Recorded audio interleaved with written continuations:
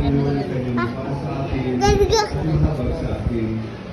Iningap naman ng Panginoon ang kanyang mukha sa atin at bigyan tayo ng kahit your family members. I declare and declare in the name of Jesus, nothing missing, nothing lacking, nothing broken, greater wealth, greater health, and greater favor ang sa ating lahat. Sa pangalan ng Panginoon Jesus,